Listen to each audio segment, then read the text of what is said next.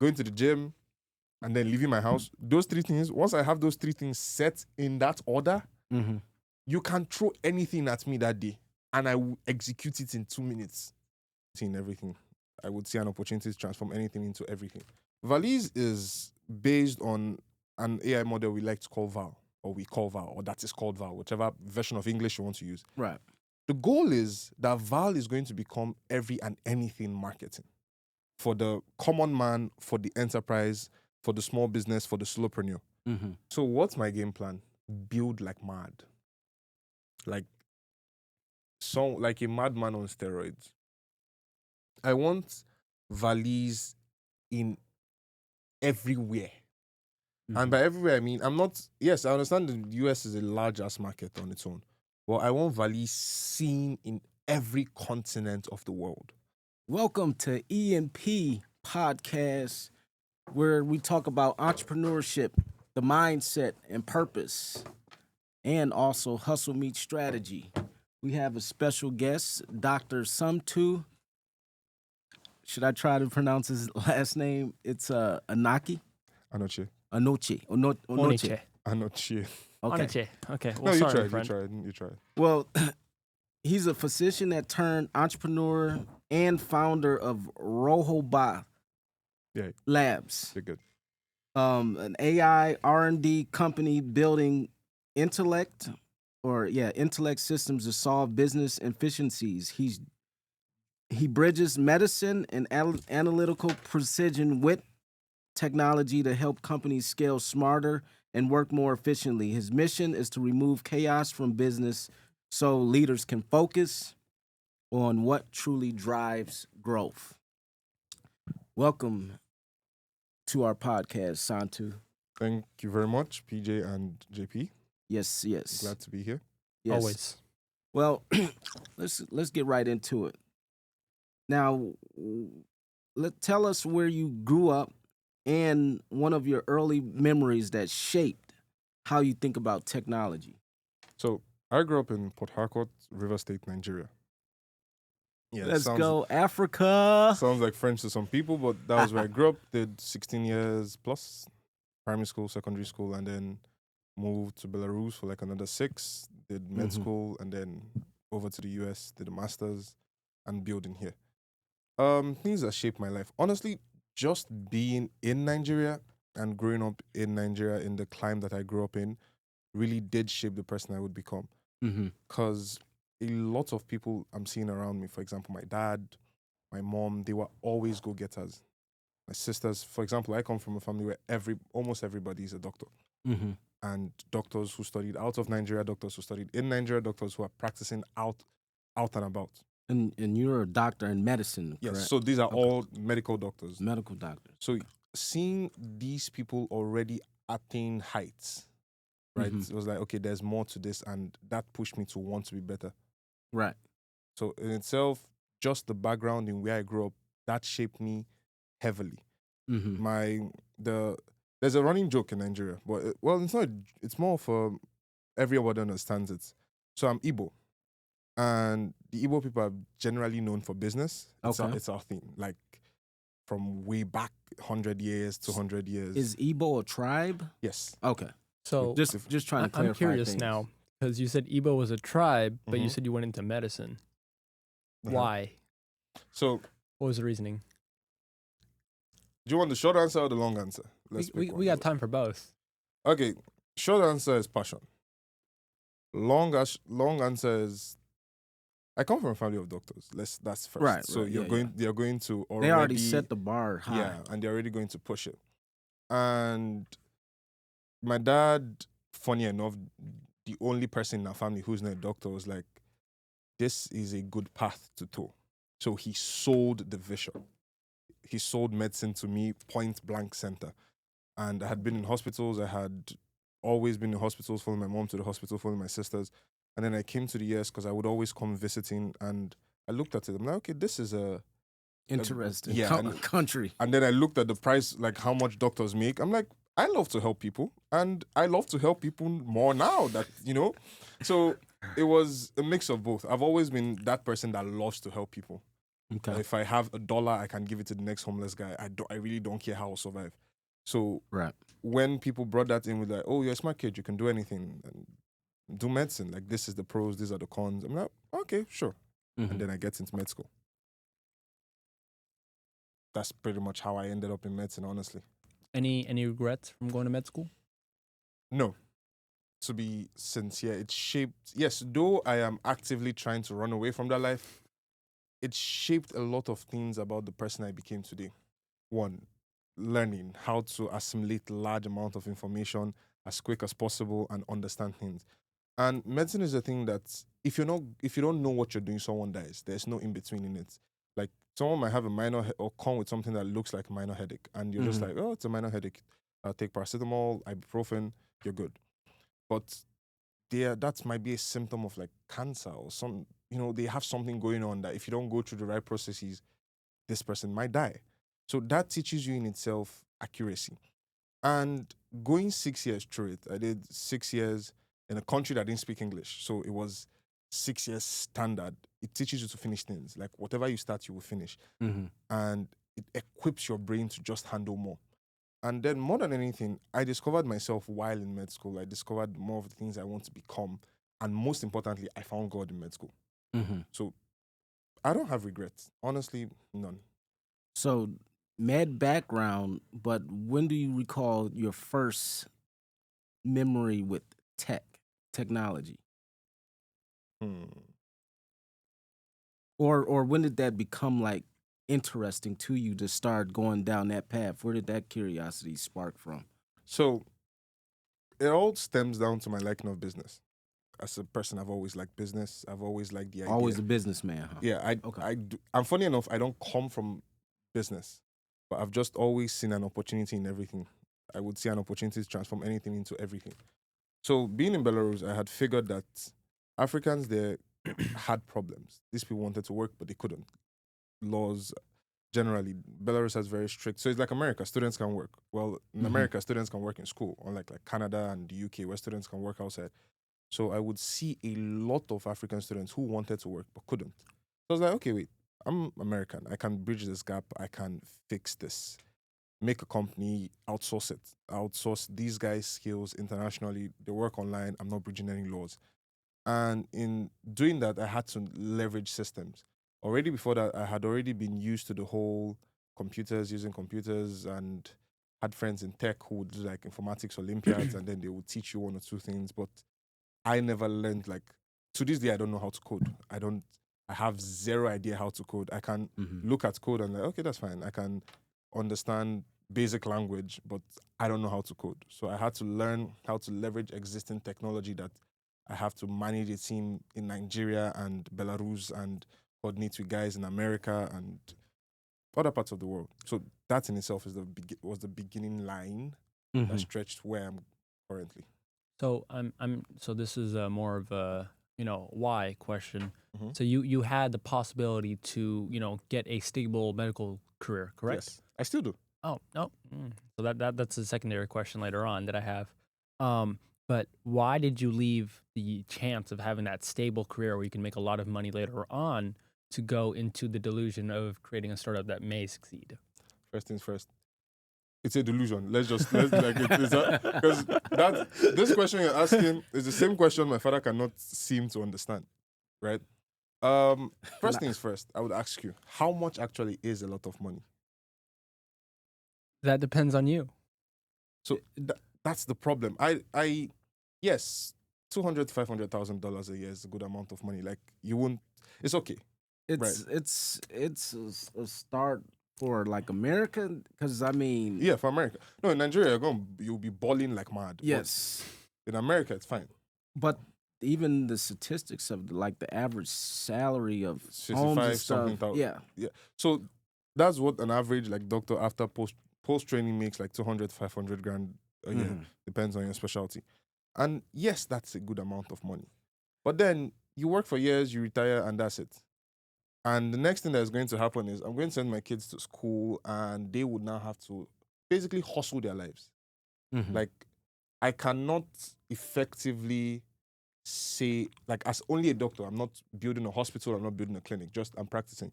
yes, my kids won't suffer. I would have a good house. I have an aunt who's a doctor, like chief now, and her husband. Their lives are beautiful, Mm-hmm. but their kids are still going to have to work. And auntie, I love you. If you ever see this, I love you, and this is not to drag you. It's all love, You're Auntie. doing wonderfully well, and more than wonderful. But the kids are going to still have to work, or Mhm. their kids are going to still have to work to make something of their lives. Like there's no already established foundation. Yes, they'll just never suffer. And I feel that my dad had already done that for me. Mm-hmm. I never had to suffer. So now I can do more. I can build a legacy. Look at, for example, Jensen Huang and NVIDIA. I think NVIDIA's CTO, I just know somewhere on that board, when you see like the pictures of the heads of NVIDIA, his daughter is there. Mm-hmm. Uh, Jeff Bezos' children would never, like anything they want to do, they will do. Right. Same thing for anybody you can think of.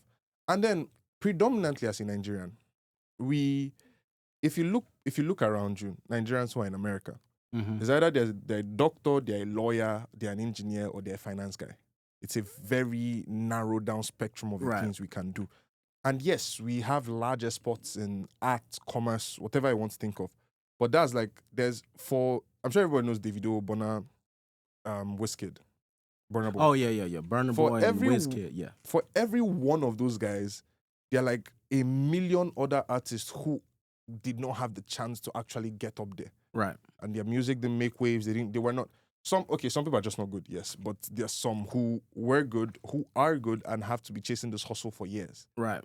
And I looked at that, I'm like, I don't want a situation where my kids have passions, have talents, have God-given abilities that God sent them into this world to use and be better for. And because they are tied down for the need of money or for the need of their future is insecure, they then have to now work a job that they'll hate, live 20, 30 years in depression.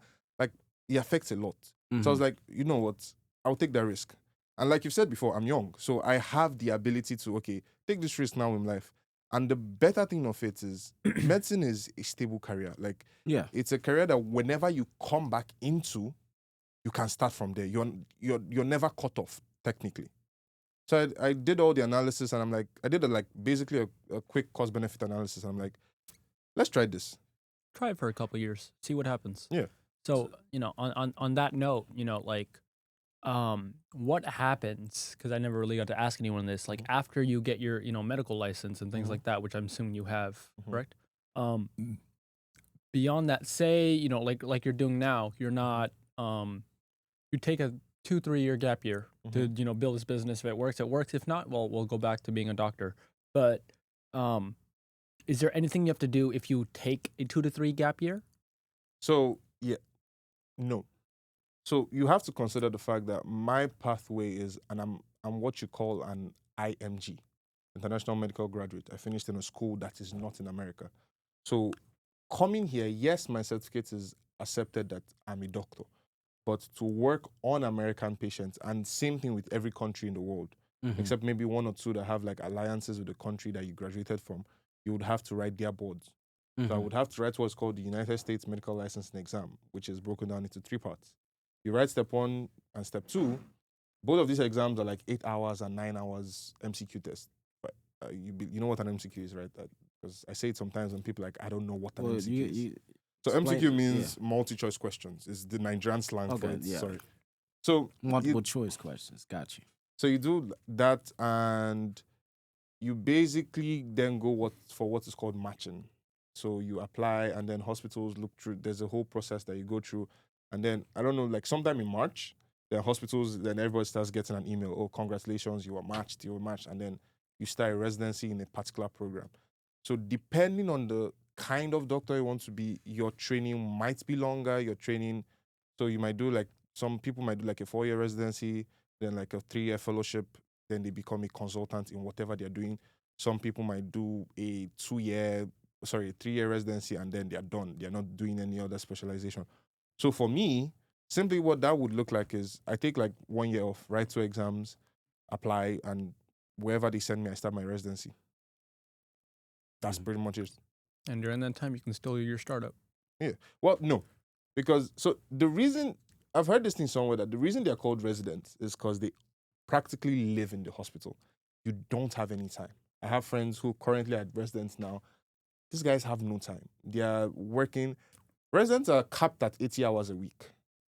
So they don't have any time. They have to pick one holiday out of like Christmas, Thanksgiving, and New Year, which they're going to go for. Like there's a lot, they don't have time. So going down that path, like you know that for the next 3-4 years, you're barely going to have any time to yourself. Yeah, no, I mean like that year that you have to do all your exams and Oh, things okay, like okay. that. So you'll Yeah, you'll yeah. be able to do the startup, and if it works that year, then well, shit, you don't need the you don't need the license, but you could theoretically go get it just in case. Yeah. Like it's never a bad option to have so many fail safe. But I've come to find out that if you're going to do anything, you have to like, okay, this is what I'm going to do, sink or swim. Like let's try this. And if I fail, I fail. Then I know what to do from there. But working with that, oh, okay, it's good to have backups, but do not work like you have backups. Yeah, so that's actually Friday night I was having a call with my dad. We were going over, my budgets Mhm. and equity distribution for my partners, for my main business, and he's like, "Okay, now we've discussed all this. What is your fail safe if you fail?" And I'm like, "There is none. Why would I need a fail safe? I'll figure out the fail safe after I fail, but we're not going to assume I'm going to fail." Yeah. Well, failure is just when you stop doing it. That's it. S- If you fail, that's just another way of saying, "Hey, that way didn't work. I'm going to keep going to keep growing."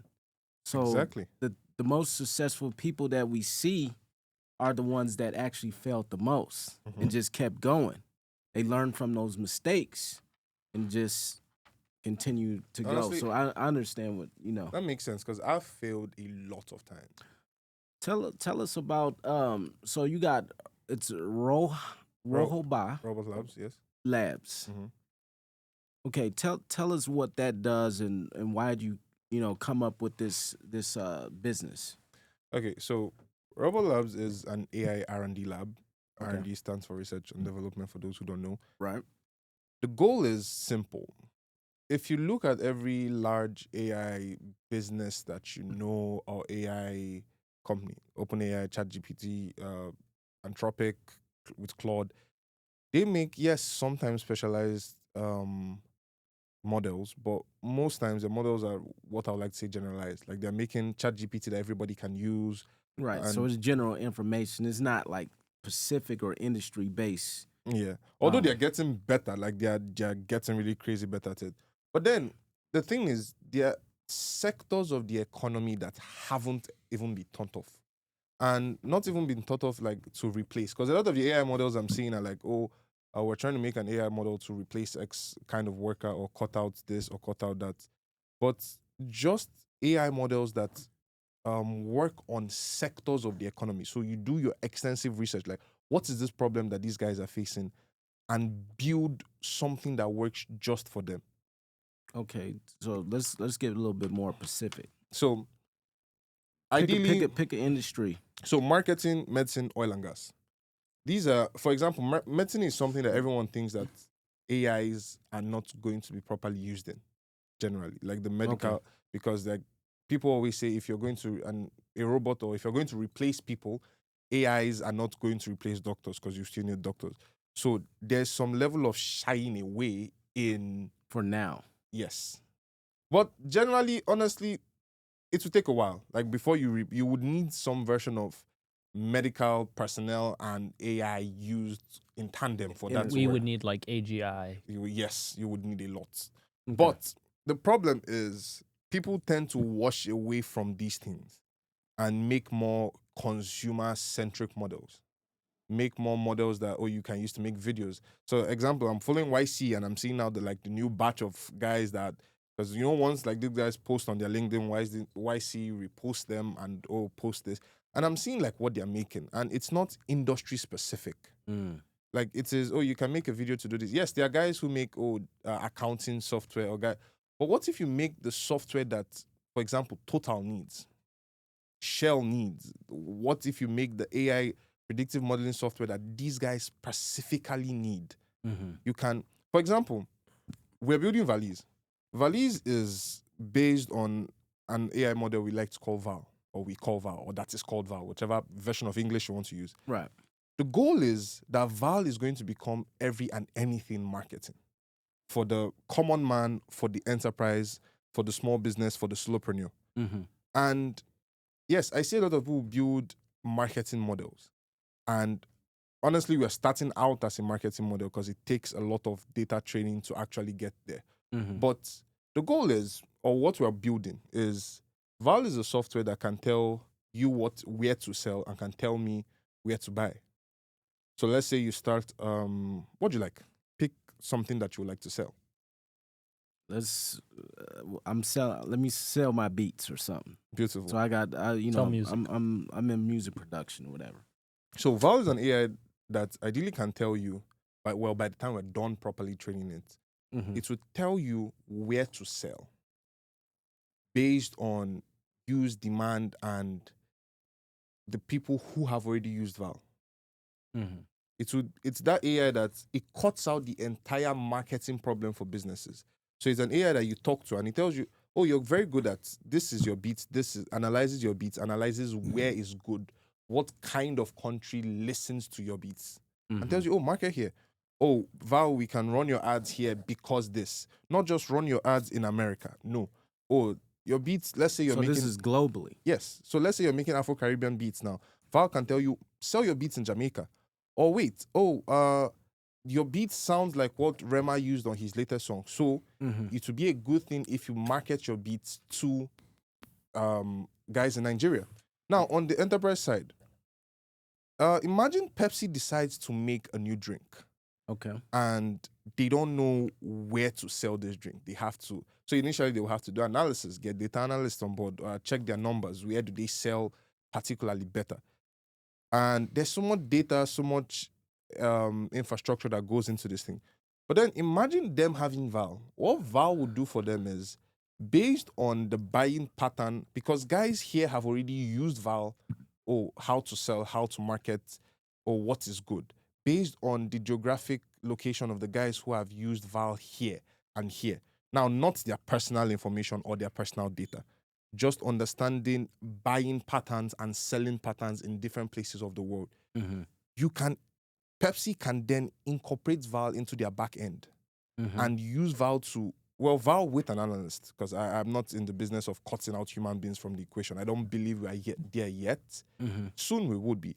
But Val can work with you as staff. So as a fourth member for example, a fourth member here, and tell us, this is where you should sell, this is why you should sell, this is how you should sell, and this is your prediction.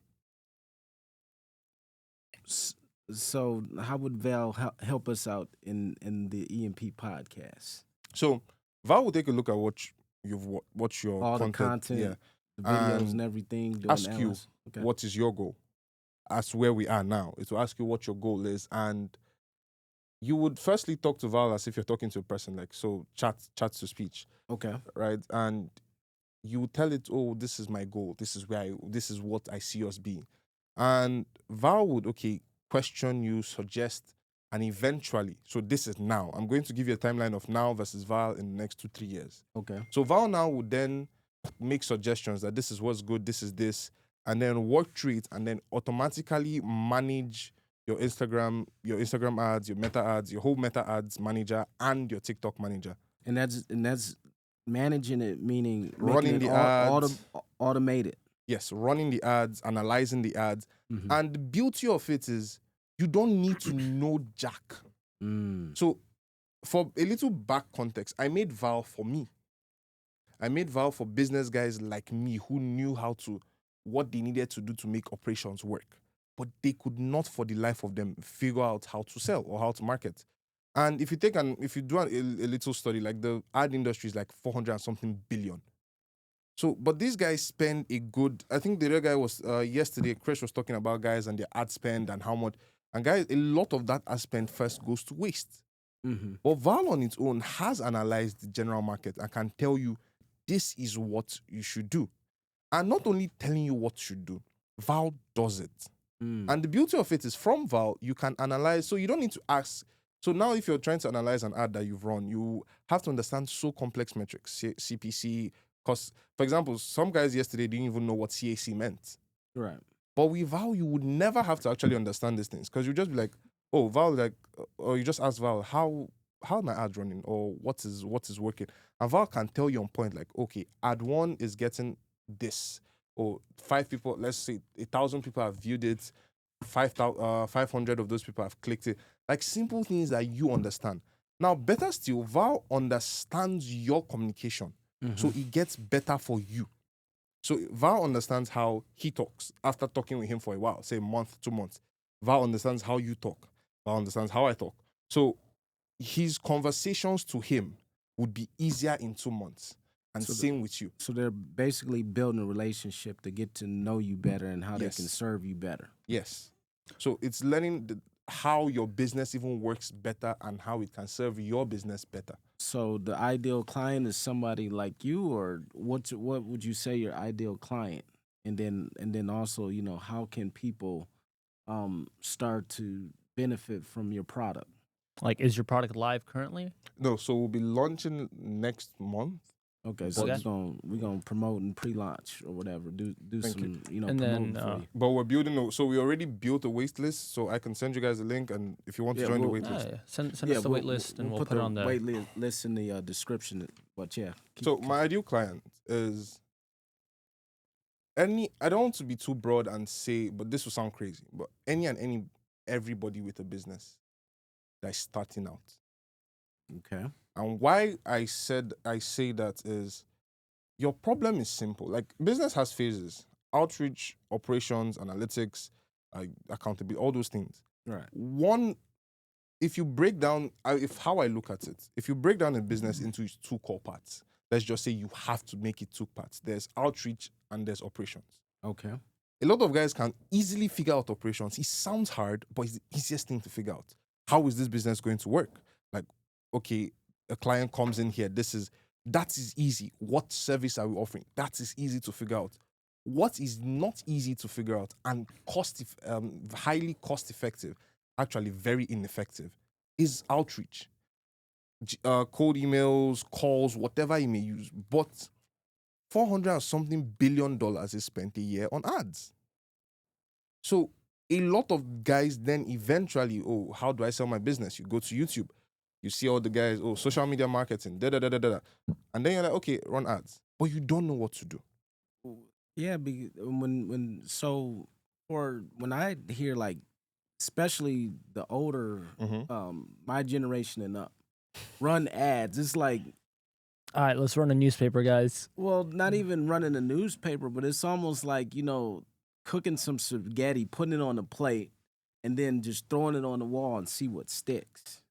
Instead of what your program is suggesting is being, like, specifically target, like understanding the service, understanding your niche and everything, and saying, hey, these people, given the analytics, you know, given the demographics, like, okay, for the beats that I'm making or something, this pertains to like a 25 to, you know, 40-year-olds in this region and stuff, and this, that, and other. Like these type of beats would go here. But anyways, though, I just, when I hear, you know, marketing and ads, yeah, people be spending a lot of money. French? Huh? Sounds like French? Yes, it sounds like French. It's like it's really foreign. So, You know. we talked about, which business, like, you said businesses, anyone with a business could be your client. Now that's extremely broad, and I Yeah. do marketing, a lot of it. But if you had to specify one specific industry, what would be the best industry for you? E-commerce. E-commerce. They would be the absolute best because they always have to sell. Like you have, so let me just make that a little bit broader, just a little bit. E-commerce and digital agencies. So digital agencies, I mean guys who have actual digital agencies and guys who have digital products that they have to sell, which technically still falls under a little brand of e-commerce if you're selling products online. But those guys have to always be visible. They always have to show. They have to always run ads. So yes, that would be a very niche category of guys that would be. How is your LLM different, or is it an SML? So first, you have to understand the fact that I am not a tech guy. Let's start there. Okay. Okay. he's a tech guy. I'm not. So let's start there. How it's different? I can say for the approach. Okay, yes. Yeah, I can get my CTO to explain the tech and everything. Approach wise, it's what goes into the back end, right? So, for example, I didn't say this part. Val is free. Sorry, what? Val is free. Why? Why is it free? Because the Oh. people I made it for cannot afford the value that if I want to place a number on it. If you could place a number, what Mhm. would you place on it? If I want to go by market value, I'm looking at $500 a month. Okay, so let's say free for a certain time frame. Oh yeah, it's free for some years, obviously. But so why I mean Val is free is now you're not paying anything to use it, and it's not even because I know there's this whole initial thing of you pay, you make your model free, and then so that people will see the value of it, and then they'll stick around. No, I get that. I could build a model, use Val to market Val now, and start racking in cash.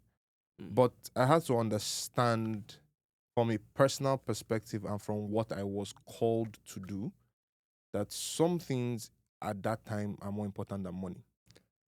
Now, I'm not saying I don't want to make money. I'm going to make a lot of money with Val. But for the people that I need to serve now with Val, they can't afford it. So you're pretty much building up So, the community, a strong community. I'm curious. You could make it free, Mm-hmm. but if you had features that could be paid, would you have, the free version that has access to everything, Same. and then the special features that are paid $20 a month? Yeah, so I'm going to like I've said, it's going to actually eventually be paid, right? But for now, it is serve the people first. I believe in a serve people and people will eventually serve you model. So I'm not I like that. I'm not here to, because it's easy. Like you see guys rolling out vibe coding and just rolling out AI or AI specific AI or AI bots for like $50-$60 a month. And the beautiful thing of a subscription model is after the first 2 months, whether you use it or not, you're still paying because you most likely have forgotten that you have a subscription. He's not wrong. What was it called? Me6. It's a Discord bot. I paid for it once. We haven't stopped paying. Like I literally canceled it yesterday when I got the notification. I'm like, oh shit, I paid for it. But now, mind you, the server's been running, so it's not like it's been canceling. No, it works. It's just you would just generally not remember to. So either ways, I can do that and make quick cash. But also think of the businesses that are the biggest. Even so, you're a startup guy. Think of the businesses that are so big. Instagram is free. Technically, like most of Meta's annual recurrent revenue comes in from ads. Like they became profitable after ads. Collecting all that data and the ad spend. So the amount of money people spend to run their ads, they became profitable after that, and then started reinvesting. TikTok, same thing. Plus TikTok Shop and all those one. ChatGPT. Do you know that I think less than 40% of people use ChatGPT Pro? They make 13 billion a month right now. So, but when we started out, ChatGPT was completely free. Right. But now everybody cannot not use ChatGPT. So they are even if you're looking at it from a business standpoint, if you're ready to delay gratification, you can build something that actually matters to the people. Now that is making it free on my personal beliefs and stuff. You said something yesterday that really stuck out to me, and it's one thing I stand for. You said 1 second. By the way, everyone, yesterday we were at an event here at the Makers Gym location where we're at. We had an event called Powerful Alliances. It's held by my friend Chris Luna. He has an event. If you literally just went to powerfulalliances.com, you'd find up the registration. Please go register. This is where we met him, and this is the context of what he's talking about because we gave no context whatsoever. Sorry about that, guys. So you said something that stuck out. You were like, you can't make your product free yet because morally you do not feel it's right. Right. And I stand the same thing for Val. Val is not at that point where I can charge I can, but I won't be a good human being. And I think I've said God before. That is my guiding principle in life. Like I can't profess Christ and then I'm ripping someone off. I can't do that. So morally, religiously, whatever version of Lee you want to make it, it is not right for me to sell vow at this point. And to you guys, the context he's talking about, I've built a startup that helps, investors due diligence on startups, which Yes. I did show him, and he liked it, honestly. I loved it actually. So beyond that, I could charge startups right now. People Mhm. would pay for it. I mean, I did like 200 founder discovery calls in India and Pakistan, US. The US people said they'd pay like $35, $40 a month. I think the max someone said was like 75. Mhm. That was like 2 or 3 people max. But and then the India people, they said $10 to $20, but that's sort of local max. Yeah. So they can't afford to pay anymore. And they said they would pay it if I had it, if even like at its shitty stage right now, they would pay for it. But morally, to me, it's not good enough. And everyone and people say, oh, just launch your product and have them pay for it. It's not that simple. I feel because you can doesn't Right. mean you should. Right. Like people need to understand that disparity. That you can do something, you doesn't mean you should. Right. And I could launch it and Mhm. have it free right now, or even have it paid, and people would pay for it Yeah. because it's the same shitty thing that everyone else is making. Do you know a good number of AI bots are shitty. Like- Sorry, I'm not saying this to. I am one disclaimer. And by the way, we're not saying they don't work. They work. They work, but I'm just saying like because they work. From my side of, like I said, I'm not a technical guy, but looking at businesses and then looking at what these things can actually do, I'm like, they are working at maybe 1/10 of their actual potential, Right. and they are racking in millions, and investors are hungry for them. But I'm like, sorry, this doesn't, like, it's not the problem, or the problem that they are solving is not so large a problem to be charging the amount that they are charging. So I think what relates. Have you heard of the business Cluely? Yes. Right. So I think in the very beginning, it was literally like an API of Claude and ChatGPT. I think, right? I think most people start off there. I wouldn't lie to you. Like, that's I where mean, most of us. look, even I'm not gonna lie. I'm starting off there. Yeah, same. I'm assuming you know some tech before I go do Yeah, techie. yeah. So right now, what I've built is literally an orchestration layer, a multi-orchestration layer. You know what that is? Yes, I would. So I've built a multi-orchestration RAG layer with 4 different API models doing 4 different things that are good for 4 different subjects on the business. I'm not going to go into it very specifically right now, but I'm using AI. I'm using Claude, Anthropic. I said Claude, right? Yes. ChatGPT, and what's the other one? I think like Llama. We're using those 4 models to build a RAG system to accurately define what each thing is best at. But eventually, that's literally for the next 2 months. After the next 2 months, maybe 3 months, we're going to our own RAG model. Yeah, eventually. So we're eventually going. So we're technically doing the same thing you're doing until we're able to fund and then pick up ourselves much. and then now actually build our model from scratch. Because let's be honest, building a model is expensive. Like it's not. It's not like $20,000 a month. It's not just cheap. Just server. If we're not even talking training the model anymore. Yeah. Let's just go to server space. For server space alone, now I have family discounts with the businesses my dad and his uncle owns. Would you but- like a new member to your family? Like, you know, in Africa, like we're all in Africa, in Nigeria, everybody's like my uncle, my uncle. I mean that's how Indians work too. Exactly. Right? I'm fine having an extra uncle, you know. We'll chat later. But what's it called? The company that I'm gonna go, they have cloud storage systems and they have their own, data room and things and data servers. But basically, they have a $200 million company that they just got valued at. They Ooh, just nice. raised like 30 something million. So Sorry, another thing that busts my mind, Nigerians will say bust my brain when I think about it, is the ease of valuation. Like, so I used to see guys, I used to open my, like when I'm on YouTube, I was just seeing, 25-year-old built $3 billion company. Now, when I didn't know these things, I'm like, damn, that guy's company is $3 billion. it makes so much.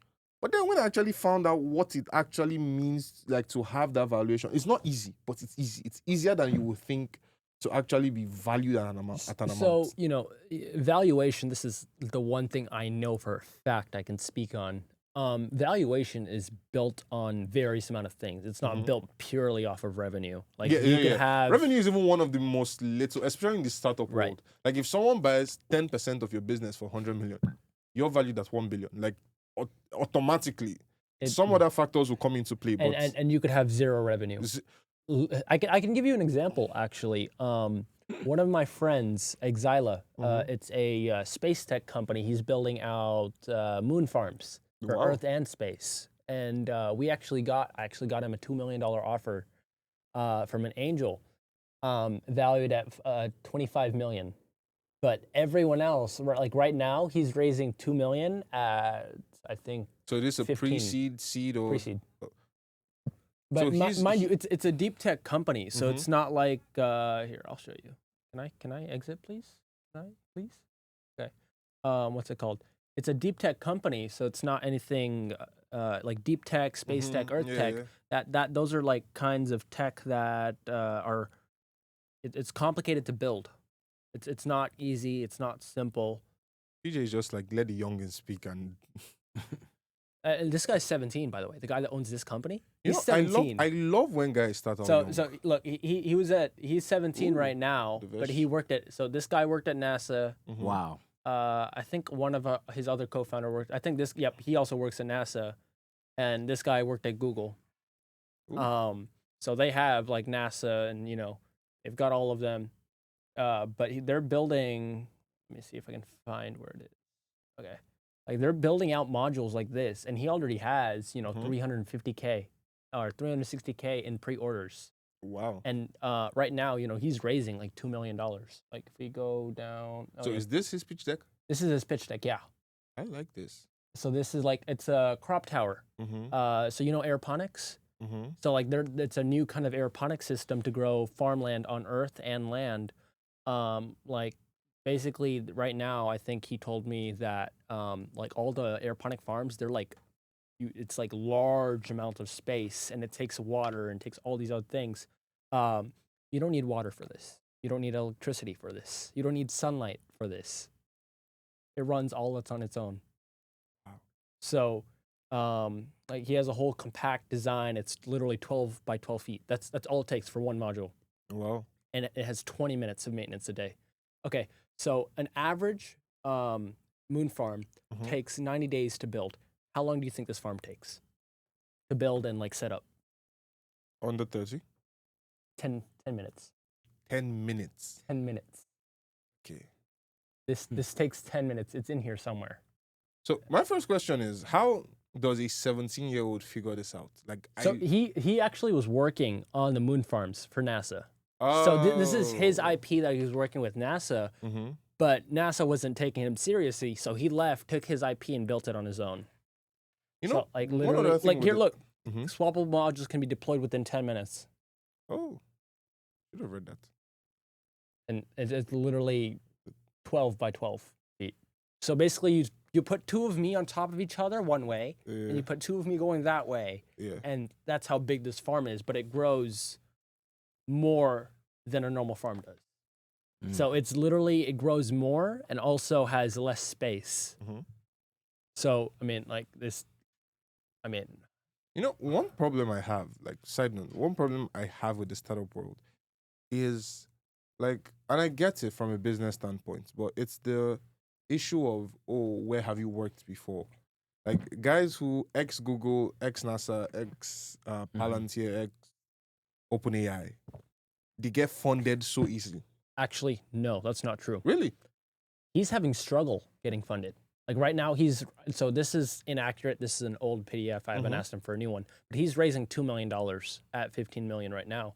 And by the way, he has partnerships coming with, with Wakefield, with Red Cross. He has, talks with the New Jersey government to, have, because they have a lot of, it's very cold over there in the winter. And, just in case, what if? It's a what if statement. What if, we don't have any more food? what's the fastest way to grow food? Aeroponics. So they're in talks to, bring aeroponics. And, I have a whole list of partnerships somewhere. It's like literally 3 pages long. So why is he finding it hard then? Um, Because the norm I see is your ex some top 5 company and then it's easier. Or the one I know that is like, okay, makes more logical sense to me is you've done a startup before, you've exited, or you've done well, so that's always going to be the Yeah, same. that's Like that's always, okay yeah. because you're proven traction at that So point. yeah, that makes sense to Like me. so for that one, right? In that talk, I've had a couple friends that have exited before for 8 figures, and then they're like, "Oh, I have a new idea, but I don't want to put my own money in. Let's go talk to one VC." You tell them, "Hey, by the way, I had an 8-figure exit." Literally, he didn't want to even hear what the idea was. He's like, "Here's $200,000." Yeah, because they're like, this is And he wasn't asking for 200. He wanted $1 million, but they're like, "I'm not putting in the $1 million, but I'll give you 200,000 for the same valuation you asked for." He gave it like a $5 million valuation of just the idea. Mind you, he has nothing done. No customer, no nothing. Just the idea. well VC, like I said, that makes here's sense 200K, because right? it's And then proven he track went to record. like 4 other people, and they all gave him the 200,000 because they saw the first VC give him 200. Mhm. And then just off that, they're like, "Okay, cool. Here's the money." And now that company is valued at 9 figures. So it worked out. But like he's having struggle raising money. So I mean, like literally, I've been working with him since like end of April on Okay. this. And literally end of April is when he started building this. End of April, he had nothing done pretty much. And now he's got like so much. He went through a program called FR8. It's like a accelerator program. So it's actually not that easy, even for ex-NASA. No, it's not easy. It's not. I'm not trying to say it's that easy, but it's like a lot of guys you see like with startups who get funded a tad bit easier. Let me use that right word. Sorry, I know you guys are working. We are all working a lot in this startup space, but a lot of them, like I see, like when you go through their profiles, ex Google, ex this, ex that. I mean, to me, it's not about being X something. It's about do people believe in your idea? There's that. So Somto. Somto. Oh, Somto? Somto. Oh, Somto. Beautiful. Thank you. What would you say your game plan is for the next 1 to 3 years with your product that you have? Oh yeah, let me pull that up actually. What are you pulling up? Your product, the link that you sent us. Oh, so I sent you the website for Rxobot Labs. Yeah. So what's my game plan? Build like mad. Like a madman on steroids. I want valise in everywhere. And by everywhere I mean I understand the US is a large ass market on its own. But I want valise seen in every continent of the world. And that's in the next 1 to 3 years? Or To be sincere, all I need is funding. Like I have the plan already laid out. I just can't afford it. And the moment I just can, for now. yeah, for now. Yeah. The moment I can, you can best believe that valise will be in every country, will be seen in every country, will be known, and Rxobot Labs will be everywhere. By the way, this is what he's talking about. If it decides to load, here we go. Is this the logo that you're gonna make it? Yeah. It looks cool. Funny enough, there's an anthropomorphic version of Val. So this is our AI, Val, Okay. who does the talking and whatnot. I need to connect you with a few people. Thank you.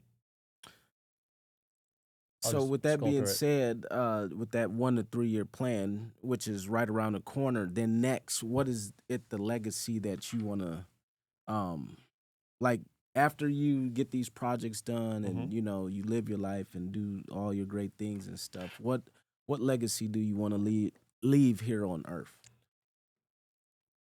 So I'm very funny in that, being that my goal. So I attend a church called CCI.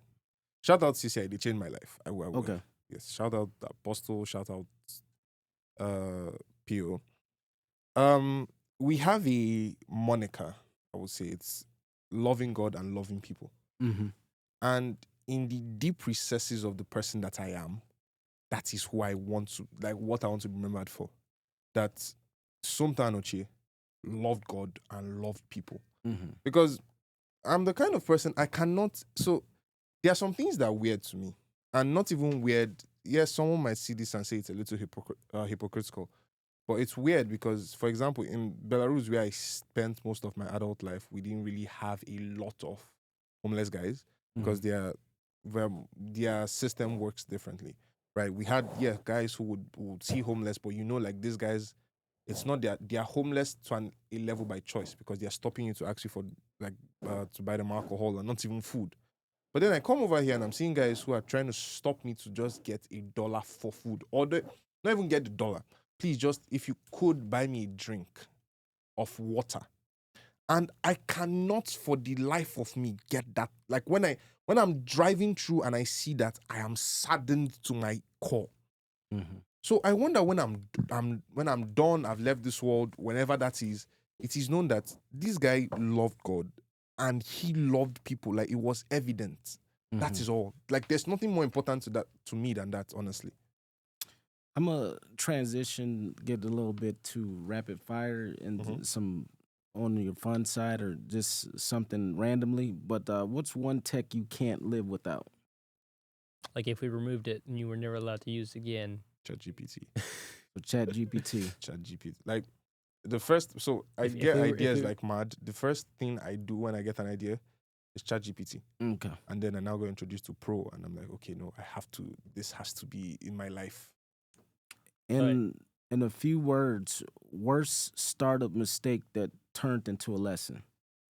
You said you failed many of times, so worst startup mistake that turned into a lesson. Not selling myself. Not selling yourself cheap, right? No, not selling myself at all. Oh, don't So sell what I'm yourself. doing now. So Okay. I did. Pretty much what me and you are doing right now with the podcast. Because it's, by the way, guys, if you message us, it's free as long as you're in Dallas for now.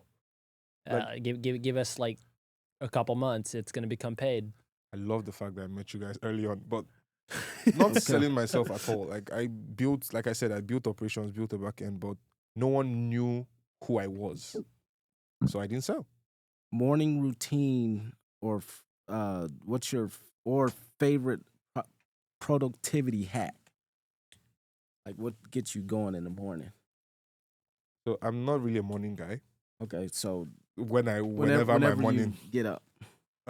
So honestly, leaving my house, I've come to figure out that Leaving your house is a hack. yes, because I can't Do nothing I in your can't. house. I cannot do jack. Like I try it and it's like I get distracted so easily. I'm tired. So So my apartment has like an office. So the moment I go there, it's like a whisper room. I close the door, then I can sort out things like crazy. You know, And then honestly, sorry, this is if I don't pray before I start my day is ruined. I got you. So I have like a group of friends that we pray like 6:30 every morning. And some days, once or twice, like I might have to shift the time, and then someone can meet up. So then it turns out, oh, we don't meet, or I oversleep. Like on Friday, I overslept. I don't even know how that happened. But I've come to find out that messes up my day a lot, because then I wake up, I'm like, oh, I've not done this thing, and then I now have to do it again at a later time or push it. So doing that first in the day, going to the gym, and then leaving my house, those three things, once I have those three things set in that order, you can throw anything at me that day and I will execute it in 2 minutes. And here's the last question. One sentence to summarize the Rxobot mission and how listeners can try Belize or contact you. You know that's funny. What's funny? Let me pull that up. But it's where innovation meets creativity. Mm-hmm. If you're going to remember Rxobot Labs for anything, remember that we're innovative and everything we're building is with you in mind. Now, if you would like to get in touch with Valise or join the waitlist, go to valise.io on Instagram. The link is in our bio. You just sign up and that's it. That's what's up. Well, we want to appreciate you, Somto. Somto? Did I get it right? So just change the U to an O. Oh, Somto. Somto. Somto. You get Sorry it, don't about worry. that. We just met, so I can't figure it's that. It's all good. It's been like But anyways, though, we appreciate you sharing your insight and your wisdom on the EMP podcast. Until next time.